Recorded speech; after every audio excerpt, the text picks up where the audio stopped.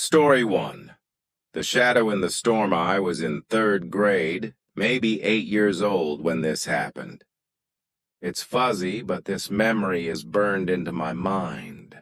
It was a rainy day, pouring all afternoon. My parents had to attend a charity gala in the city about an hour away and planned to be back that night. But the storm got worse. Roads were flooding, trees were down, so they called to say they'd stay at a friend's place nearby. I remember them on the house phone, Mom sounding guilty, giving me a list. Lock the doors, check the windows, keep a light on, close the blinds. I didn't get why they were so worried. I was thrilled to have the house to myself. No bedtime, all the snacks I wanted. I parked myself on the living room couch, watching cartoons. The TV's glow, the only light in the room. I must have crashed from all the candy, because I woke up hours later, the TV off, the room dark and freezing. It wasn't just chilly, it felt wrong, like the cold was coming from inside the house. I remembered Mom's list and dragged myself up to check everything. Doors locked, windows shut, blinds down. But the house still felt like an icebox. I checked the windows again, pressing my hands against the glass, sealed tight. Maybe the heater broke, I thought, too tired to care. I headed upstairs to my room, ready to sleep it off. My bedroom had a big window facing the backyard, and the storm was raging, rain hammering the glass, lightning flashing, thunder shaking the walls. I wasn't scared of storms, but I worried a tree might crash through. Lying in bed, I couldn't sleep. Not just because of the storm, but because of a weird sound, creaking, like wood bending. Our house had carpet, so it wasn't the floor. I told myself it was a tree outside, but it didn't sound right. It kept going, irregular, unsettling. Annoyed, I sat up, scanning the dark room. Lightning lit everything up, and I froze. My closet door was cracked open. I knew I'd closed it before bed. I didn't scream.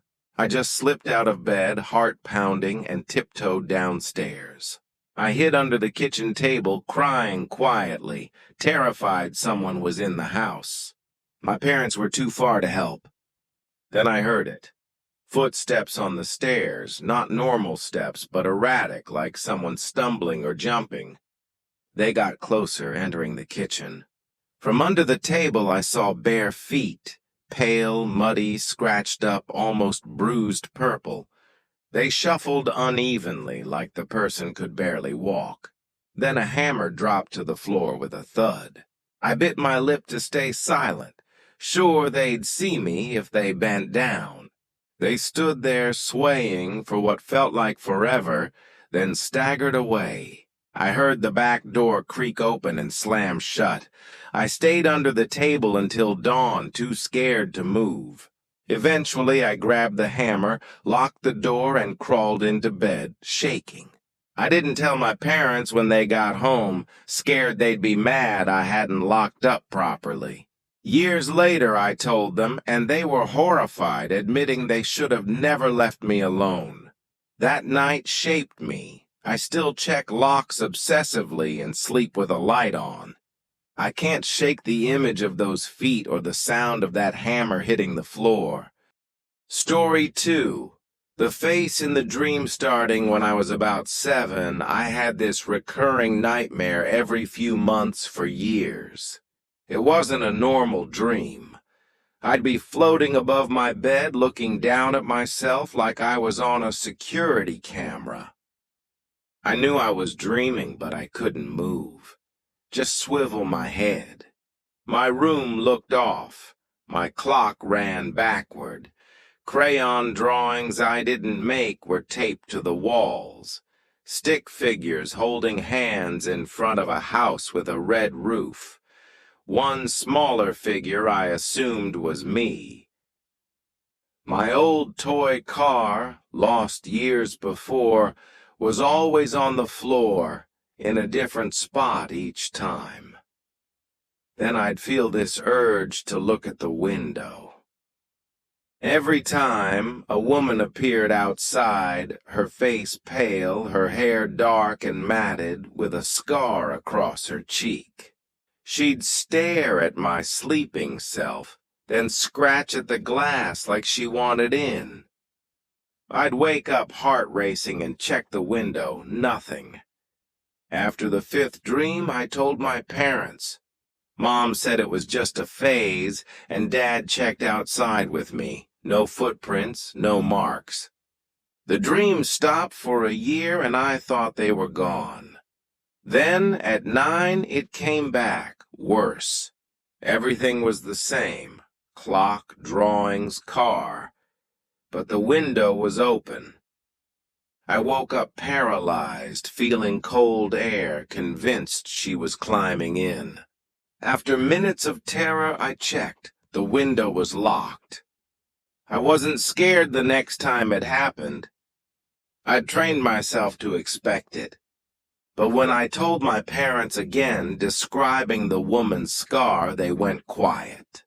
Dad asked if I was sure about the scar. They later admitted a family friend, Aunt Clara, used to babysit me when I was a toddler. She had a scar from a fall, and they'd cut contact after a fight. Dad thought the dreams might be memories surfacing, but I don't remember her. The dreams slowed after that, maybe once more. But one night I woke and saw a shadow move outside my window. I screamed for my parents. Dad ran outside, Mom stayed with me. He found faint footprints in the mud, but insisted it wasn't Clara. She'd moved away. They didn't call the police, which I still don't understand. The dreams stopped, but I still wonder if someone was really out there, and why my brain tied it to Clara's face. Story 3. The girl at the school. I was 13, last day of 7th grade, buzzing with end-of-year energy. Our school, with over 800 kids, had a yearbook signing tradition where teachers passed them around classrooms. It was chaotic. Kids wrote whatever they wanted. When I got mine back, I found a note under a photo of a girl I didn't know. Lila Thompson. It read, "See you soon. Have a great summer." I didn't recognize her, but with so many students, I shrugged it off as a mistake. That night, my friends Mia, Ethan, and Sam came over for a sleepover in my garage, converted into a hangout spot with a TV and air hockey table. My parents were upstairs, so we were loud, playing games and eating junk food. Around 1 a.m., we heard a knock on the garage side door. Sharp, rhythmic. We froze. Who'd knock at that hour? Ethan, always bold, yelled, "Who's there?" I cringed. He'd just confirmed we were there. A girl's voice, chipper, said, "Open the door! It's cold out here!" It sounded like a classmate, but off. Mia wanted to check it out, but I hesitated. We crept to the main house, peering through the kitchen window. Under the porch light was a girl, Lila, from the yearbook. My stomach dropped. I told my friends, and they got serious. She waved, pointing to the side window. Against my better judgment, I cracked it open and asked what she wanted. She smiled, saying, "You got my note. I thought we could hang out." I asked how she knew my address.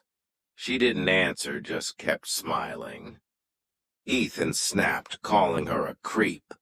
Her face changed, anger, almost feral. She screamed we'd regret ignoring her, banging on the window. We slammed it shut as my parents ran down.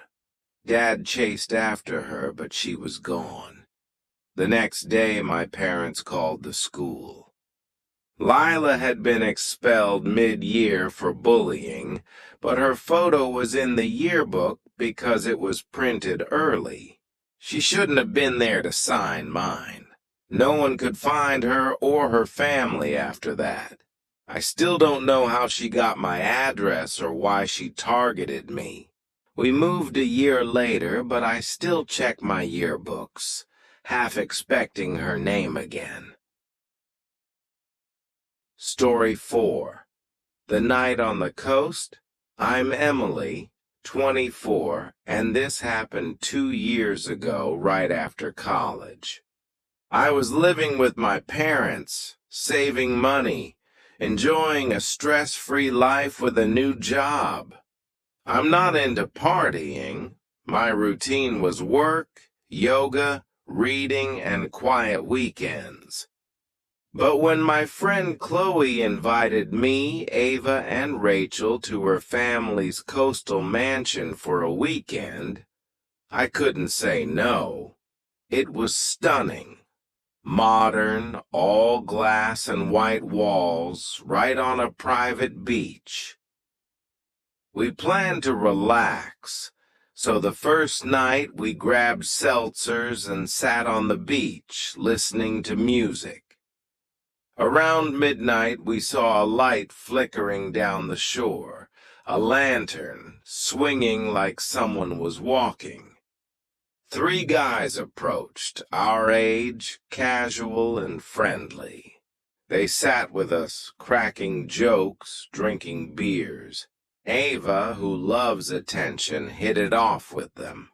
They invited us to their place nearby, but I was tired and opted to head back. My friends went with them, promising to be back soon. At 2:30 a.m., Chloe called, frantic, saying Ava and Rachel were in trouble. She'd gone back for her phone and saw the guys shoving them into a car. I grabbed her keys, jumped in her car, and sped down the coastal road as she guided me. I spotted the car, called the police, and followed at a distance. Cops intercepted them, pulling the guys out at gunpoint. Ava and Rachel were in the trunk, tied up, shaken but alive. Chloe later explained the guys got aggressive when she refused to stay. She saw them take Ava and Rachel and called me. The house wasn't theirs. It belonged to a vacationing couple. The guys were charged, but the trial was kept quiet. I couldn't go near beaches for years, and I'm still wary of strangers. If I hadn't answered Chloe's call, I don't know what would have happened. Story 5. The Club Incident. I'm Mike, 28, and last summer my friend Nate, a promoter in the Boston EDM scene, invited me and our buddy Chris to a massive July 4th club event. Nate's company books big DJs and we get VIP access. We drove to the venue early, a swanky club by the harbor. While Nate set up, Chris and I started drinking, free booze, courtesy of the venue. By the time the music started, we were trashed. As the night wound down, we hit the bar and met 2 women, Jess and Lauren, who suggested we keep the party going at their place, a loft nearby. They handed us drinks, insisting we catch up. We followed them along the waterfront, chatting. They seemed sharp, not typical club girls. But soon I felt off, my legs heavy, vision blurry like I was drugged. Chris looked the same. I don't remember much after entering their loft. Modern, sleek, almost too perfect. I woke up in an alley wearing someone else's clothes, no wallet, no phone, shoes soaked but no laces. Chris was nearby in the same state. We found a gas station, borrowed a phone, and called Nate. My phone was pinging in a lot a mile away. Police found our phones but dismissed us as drunk despite our protests. My phone had texts I didn't send. Casual messages to friends, Nate, even my boss, all contradicting each other. None of our cards were used. We went back to the waterfront, found the loft. An older woman answered, saying no one named Jess or Lauren lived there.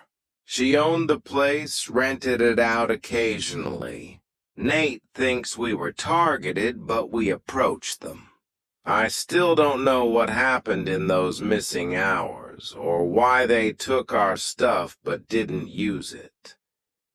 I avoid clubs now, and every time I drink I check my glass, wondering who was in that loft with us.